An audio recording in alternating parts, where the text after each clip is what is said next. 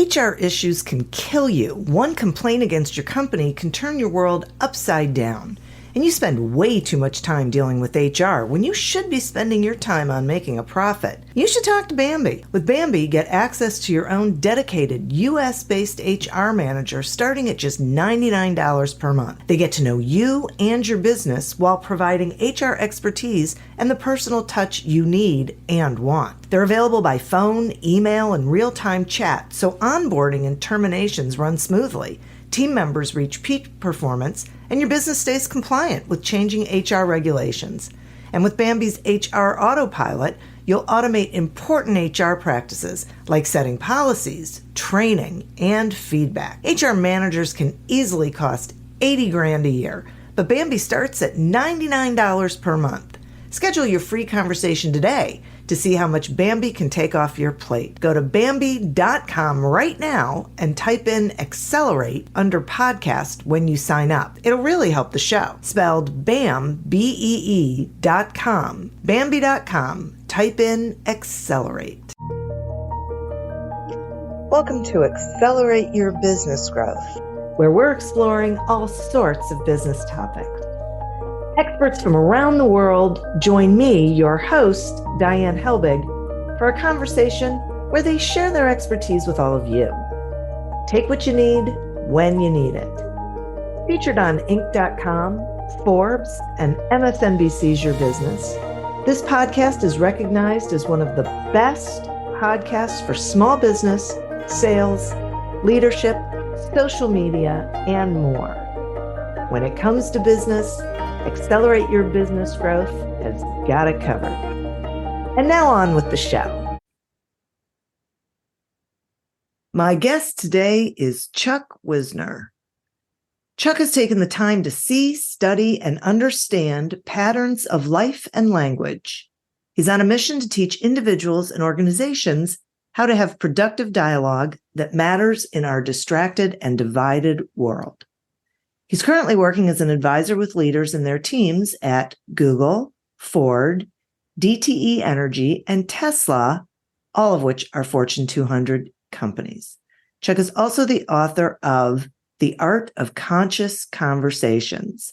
Thanks so much for being here today, Chuck. Oh, thanks for having me. I'm looking forward to our conversation. I am as well. So I'd like to do like a little foundational stuff, and I'm wondering, for the listeners, sure. I would like you to share what the 4 types of conversations are that are in your book and why they're relevant in business today, if you would. Okay. We'll do a brief summary and then we can dive in deeper wherever you'd like. Okay. Okay.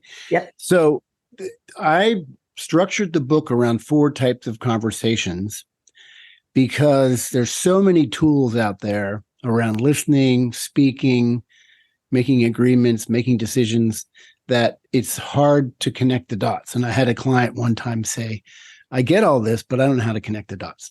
So the 4 conversations are the attempt to bring it all together. Okay. And the first conversation is storytelling. And this is primary because this is very personal. It's how we define ourselves, how we show up in the world, what our beliefs are, what our patterns are around language, and our stories about ourselves and other people. So stories are a beautiful thing, but they can also harm us, and we all have stories, or we can have stories that don't serve us well. Mm-hmm. So the idea of this piece, this part of the conversational consciousness, is to understand the power of stories and understand our own stories, because every meeting we walk into, every conversation we walk into, that's what we're entering with. We're entering with our stories. And so they can be very harmful in a way that if our insecurities or our doubts or our fears are driving a story, that dramatically affects how we show up in a meeting or in a conversation. And then there's a way to sort of take our stories and deconstruct them so we can say, well, if this one's not serving me well, what do I do about that? Okay. And I have some examples about that. But that storytelling is really foundational, and we have to do our own work, because the next conversation is collaborative conversations. Okay. And that's where we're now in a room with 2 people or 10 people or 100 people. And now there's 20 stories in the room. There's 20 different perspectives. And the analogy I like is, if we all enter that room with our stories, believing our story is true or our position is the right one, we're all entering with closed fists. And so we've all experienced meetings where there's a bunch of fists, popping up in the room, but there's not a whole lot of collaboration that goes on because there's no listening that's happening. Right. And so there's a real art in how do we, instead of advocating to win, how do we advocate to learn with others? How do we advocate to expand our thinking or come up with a better solution? And that's the art of open advocacy and open inquiry. So that's collaborative. If we have a wonderful collaborative conversation, we automatically slide into what I call the creative conversation. And that's where we are in a space, open-handed, open heart conversation, where we're like, I can say, wow, I never thought of that. Diane, you're making me think differently. And maybe there's a different possibility. So this conversation is about that ability to allow ourselves to open up to new ideas, to new possibilities. And we've all experienced that meeting or that encounter where we thought we had the answer, or the other person thought they had, and when we really spend enough time understanding each other, a third solution pops up. Yeah. And it only happens in that space where we are open-handed and open-hearted. And if we get through that conversation of possibilities, sooner or later, we have to pick one of them. We have to go, okay, what are we going to do? And that's the commitment conversation, where we take action. And that's where we decide who does what by when, for what reason, and in what way. And that conversation is very powerful because it is a foundational conversation of business, because we're there to get things done and take action. However, because like most of these conversations, we aren't taught much about how they work and why they work, we actually do that conversation in a very sloppy, I say fast-paced way that needs to slow down so we make better decisions and better promises with one another. So that's a brief recap. It's so great. I love it. And I totally get that the way that we speed through, we were all in such a big hurry that we miss out on these things. Yes. So, and you have like 4 questions that are like a guide to having more successful conversations, which I think is interesting, because it sounds to me like you figured out, even though we're moving really quickly, we can help ourselves take a step back and say, okay, hang on a second. Let me make sure that I'm on track, that I'm paying attention, that I'm right. Right. Yeah. So it's a matter of once we, so I want to tell a little story here. Right. There's an older fish swimming in the ocean, and it's the morning time, and he swims by 2 youngsters, and he says to them, "Good morning, guys," or "Good morning, gals. How's the water?" And the 2 youngsters just look at him like, "Oh gosh, the old guy," and they swim by. And about 5 minutes later, they stop, and one of them says to the other, "Hey, what's water?" So I love that story, because we're like in conversations all the time, but we aren't paying attention. Yeah. Right. So we're in conversations without awareness or without consciousness. So your question about the 4 archetypal questions, Yes, which I have in my book, those are, you're right. It's like a template or a recipe to say, if we want to investigate my story or we want to better understand someone else's perspective, say in a collaborative conversation, or we want to make a better decision. These 4 questions reverberate through all 4 conversations, and they're very simple, but we often forget to look at them because what they are is our thinking and our feelings underneath our position, underneath our strongly held opinion. Does that make sense? Yeah, it does. Yeah. So when we say, okay, I have a strong opinion, I'm getting triggered, we can either do our thing and get triggered and get in a difficult conversation and get in an argument, or we say, wait a minute, can I, instead of having a closed fist, can I open my hand by asking these questions? And the questions are, okay, what are my desires? What do I really want to get out of this situation? That sounds really simple, but often we're running on autopilot. Yep. With our desires driving our conversation without a lot of attention. And we might find what I want to get out of my conversation is different than what the other person wants to get out of the conversation or the meeting even. Why are we here? What are we trying to accomplish in this meeting? Right? Oops, sorry about that. Yeah, I just had this conversation. It's so funny. Like I just hung up the phone with this gal who was explaining to me how she was communicating about a situation, and I was like, and she wasn't getting the goal. And I'm like, okay, well, is your goal to say it any way you want to? Is your goal to say it in a way that's going to get, the solution to it? Yeah. Right. Yeah.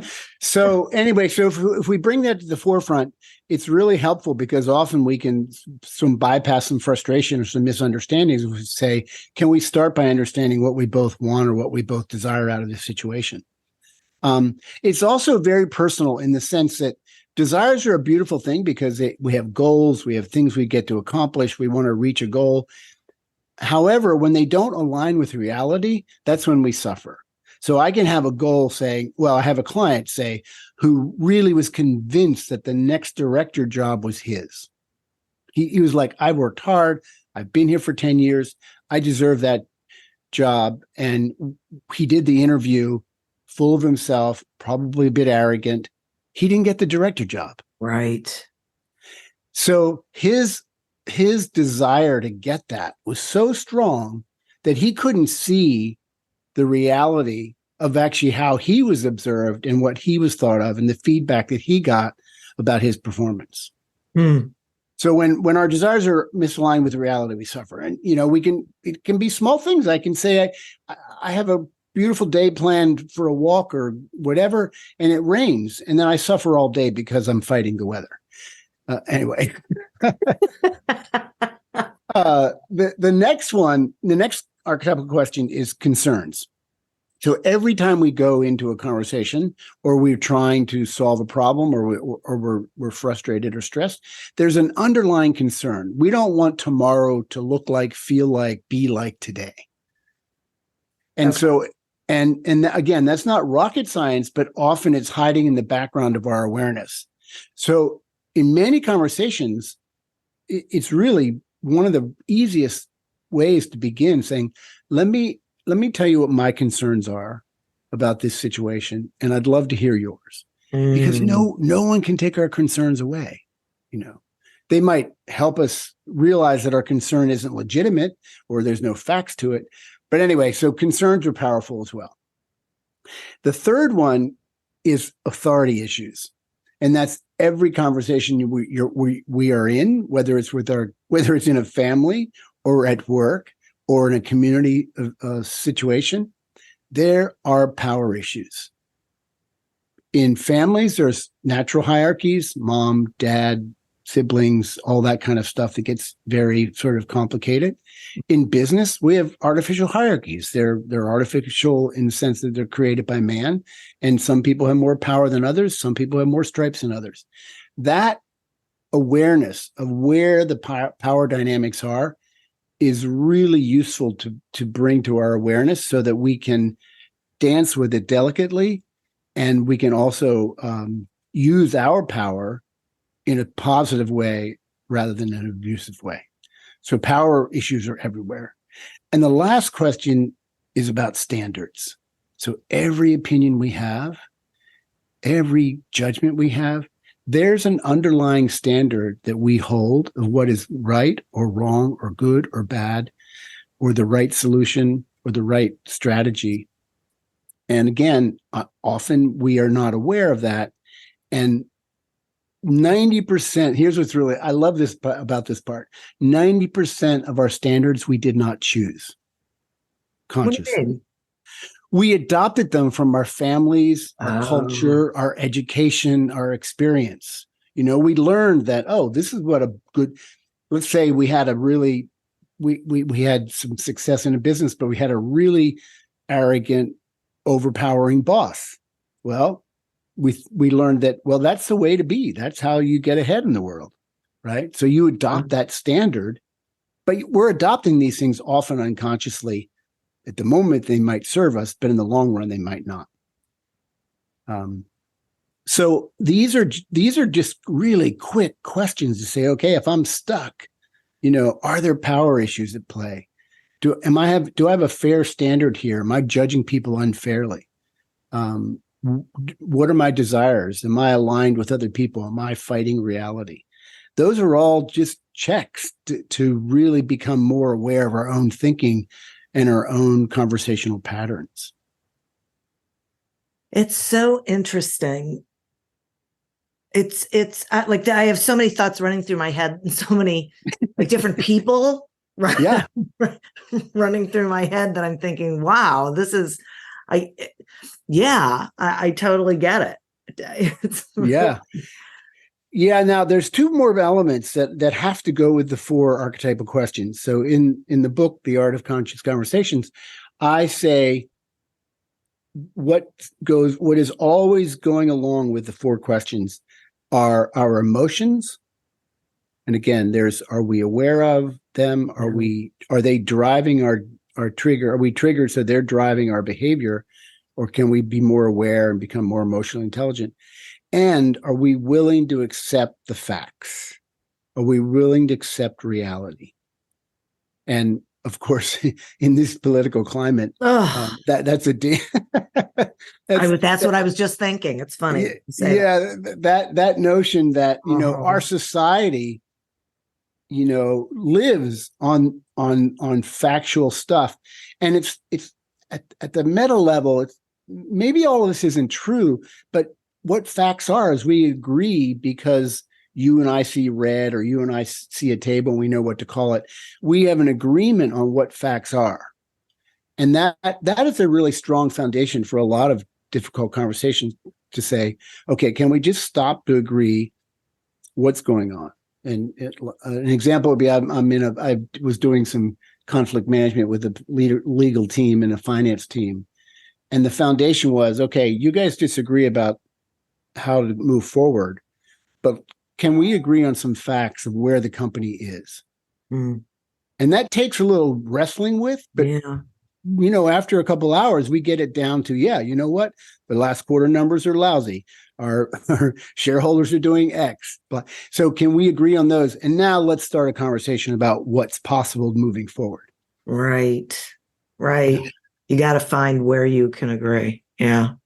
The facts are helpful. They're scary sometimes. We don't like them, but not accepting facts is a sure way to be in resentment. But no kidding. But that's also part of the problem with some of these conversations is when people just outright don't care about the facts, they care more about their opinion. Right. And exactly. And then that's the example. There they are with their opinion in their hand, like a closed fist. Yeah. Right. Yeah. If I can pry their fist open in the collaborative conversation, the one way to use the 4 questions is to ask artful questions. So if I'm in a conversation with someone with a strong fist and a strong opinion, if I say, well, can you help me understand your thinking? Mm-hmm. What are your concerns? And help me understand how you're measuring success. What are your standards? And what do you want? If I can ask those questions in a sincere way to really, really, really, really, really want to understand their position, I'm being humble. I'm showing some vulnerability because then I have to be willing to open my hand and say, hey, here's how I'm thinking. But that way of prying people's hands open with good questions is one way to deflate that sort of heavy-fisted conversationalist. Yeah, I hear that. I really, I mean, I am a firm believer that this, help me understand is a great way to start anything, because you can't start a conversation believing you already know right the other person's coming from, because you potentially, whether you're right or wrong isn't going to matter at that point. Right. And for heaven's sakes, the other person, that my experience in my work, the other person often isn't conscious of the thinking under their position. They're not totally conscious of what their desires are or their concerns or their standards. So to bring that to the top, to bring it out into the light, it is doing them a favor too. I mean, often people go, "Shit, I never thought of it that way." Yeah, right. Right. And then things shift. Yeah. They begin to shift. Yeah. Yeah. I totally get that. Yeah. So you also write about how a lot of times, like, we'll think one thing during a conversation, but something, we'll say something different out loud. Yes. Okay. What's the consequence of that habit? Okay. So there was an exercise done years ago at the I think it was the Harvard Business School. I'm drawing a blank on the man. I should know. I'll think of it in a second. Okay. Where there was an exercise done called the left-hand column exercise. And then when I was studying the ontology of language, I learned that there's another word called public and private conversations. And basically the exercise is, you can take a conversation, I said, she said, I said, she said, and on the right-hand side of the piece of paper, you write the conversation. I said, what do you think about the progress of the project?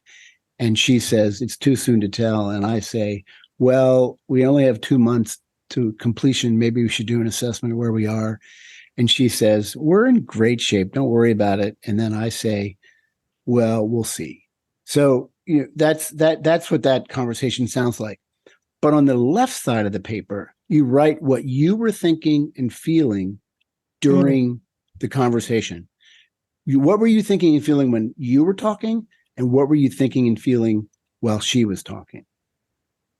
Wow. And I have done this exercise with hundreds of people, and it's surprising how many people are shocked by when they write it down. This art of this actually act of writing it down on paper is like the first time they see it. And, it's sort of in the background of their consciousness, but all of a sudden they see.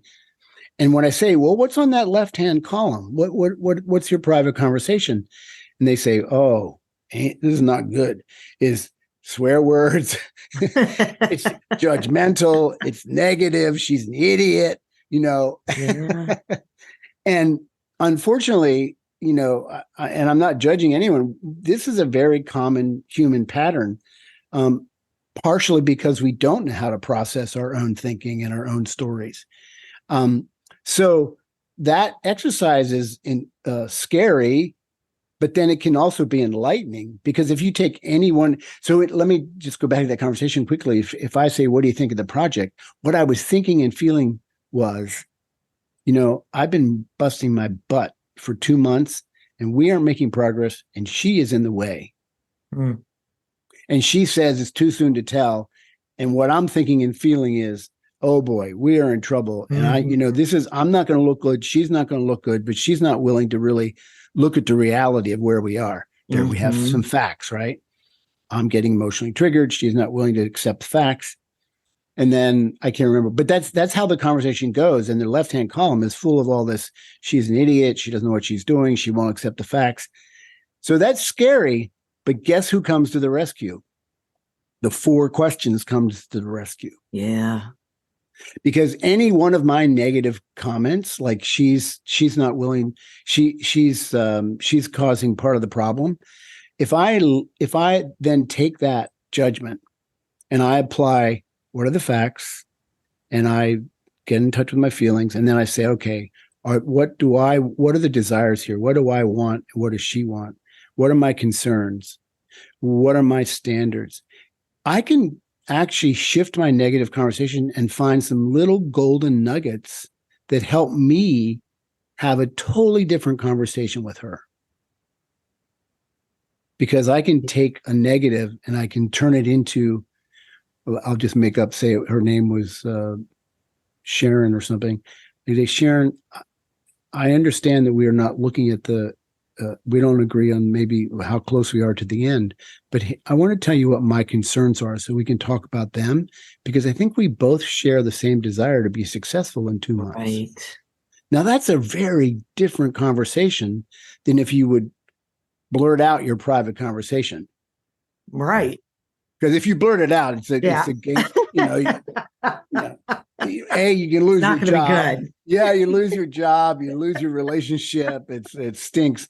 And the other option is we tend to hold this stuff in. Yes. And that's really bad for us personally, because issues in the tissues and all that jazz, all of a sudden we are like, we're holding this in until we can't hold it anymore. And then we do explode in a meeting or saying, this is ridiculous. I had that happen to a friend yesterday. He was in a meeting. He just was holding it in. And he went and said, I can't work with you anymore, blah, blah, blah.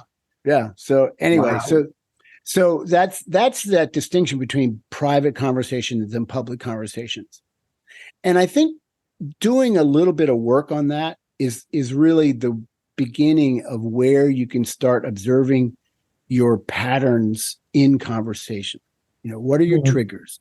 What are your emotions? What are your dislikes? What sets you off? What kind of personalities? And the more real examples, the better. And if you begin to observe your patterns non-judgmentally, then we can do something about them. Right? Because, and I like the word patterns because it takes some of the sting out of self-judgment. It's like, oh, I'm such an idiot. Every time that happens, I get red in the face and I clam up and I don't support myself and I don't speak my truth. Right. And then we're beating up on ourselves. Yeah. But if we go, whoa, that's an interesting pattern. And hell, we might even discover that we got that because we didn't like fighting with our dad or something. Right. Right. Right. And we go, okay, now, but that, there's another way. There's another way of thinking or responding that I can explore. So this idea of patterns and observing our patterns is ultimately scary. I mean, at one point it's scary, but then it's freeing because you say, wait a minute, I can change that. I can take some small practices and change that pattern to something much more productive.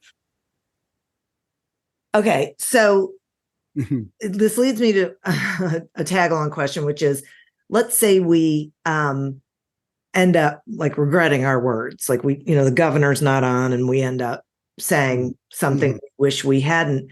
Yeah. What do we do? Like, how do we fix that in a meaningful way? Okay. Yeah. So that I'm trying to think. Family? Yeah, family. Yeah. And I guess for me, that's where if you realize that you said something hurtful to someone else, right? And you do your own work. Okay, why did I say that? I said that because I was afraid that they were going to do X, or I was afraid that X, Y, and Z was going to happen. And you get in touch with your fear, right? And you say, okay, so what do I really want to have happen? I want the family reunion to be in a different way, or I want this conversation to be different. And you do, and that's what I go, you have to do your work. What are the facts? What were my 4 questions? And then you go back, you say, and because when we do that kind of harmful comment, we're actually breaking a promise. because in most family situations or even business situations, we all hold sort of these standards about what's okay behavior and what's not okay behavior. Right. Right. So if we realize that we were outside of the bounds, we say, I sort of broke a norm and I didn't do it well, but I do have legitimate concerns and I do have legitimate ways to think about this differently than them. So then I go and I open my hand and go, I want to apologize for my comment. I was afraid. I wasn't speaking, clearly about what my concerns were, and I'd like to redo that conversation. All right, that takes some vulnerability. Sure does. Yeah, but the other option is we stay in a battle. Right. I have siblings that haven't talked for years because of the battle they were in, and they can't get out. Hopefully, I'm nearing the point where I can bring that back together. But so we have to be willing to look at our own stuff and then be willing to say, I apologize. And by the way, an apology, which I cover in the book, what a good apology is, an apology is, an I'm sorry isn't enough. I'm sorry that I misspoke, or I'm sorry that I hurt your feelings, or I'm sorry that I said that because it might have hurt your feelings. And by the way, I learned from that lesson. And in the future, here's how I'd like to engage difficult conversations with you. And we're making a request to have a different kind of conversation in the future. That's part of the dance of the commitment conversation, I see. So you're changing that. Yeah. You're creating a solution to prevent that kind of thing from happening again. That's interesting. Right. Yeah. You're making a new commitment, basically. Yeah. Saying, I don't want to do this in the future. I will try to do it this way. Yeah. Or we make a big mistake and we screw something up and there's some financial, I'll make up for the difference. I'll give you the $10. I'll give you the $100, whatever. Yeah. And we say going future, let's do this. We can both do this better in the future together. Right. Yeah. Yeah. Chuck, I love all this information and the book. I mean, it's so great and so valuable, especially these days. So thanks for being here with me. Will you let the listeners know how they can find you, how they can find the book? Sure. So my website is chuckwisner.com. And there is I think you can get a free PDF of the introduction on the website.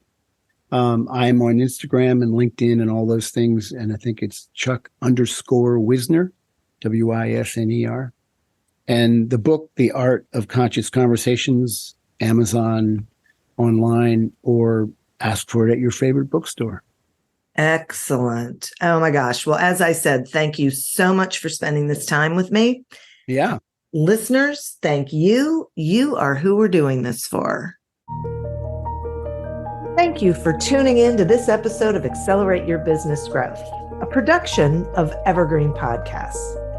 Discover more episodes of this podcast and explore others at evergreenpodcast.com. As always, continue to prosper and be curious. And if you're looking to get your sales strategy headed in the right direction, pick up a copy of Succeed Without Selling on Amazon or wherever books are sold. Until we meet again on another episode of Accelerate Your Business Growth, goodbye and good day.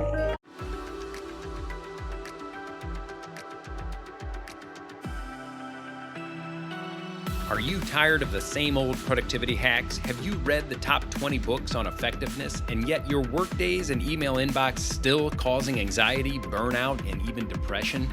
Ready to learn the latest in brain-based modalities, techniques, and technologies to optimize your success and well-being? Welcome to the Focus to Evolve podcast, where we'll illuminate your path to spacious productivity and balanced thriving.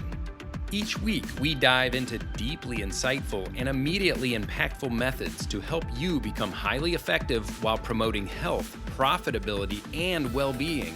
Say goodbye to the trance of busyness and hello to your highest potential. It's time to discover a new way of accelerating your mission, growth, and purpose. Join us on the Focus to Evolve podcast and get ready to live your most joyful, productive, and fulfilling life.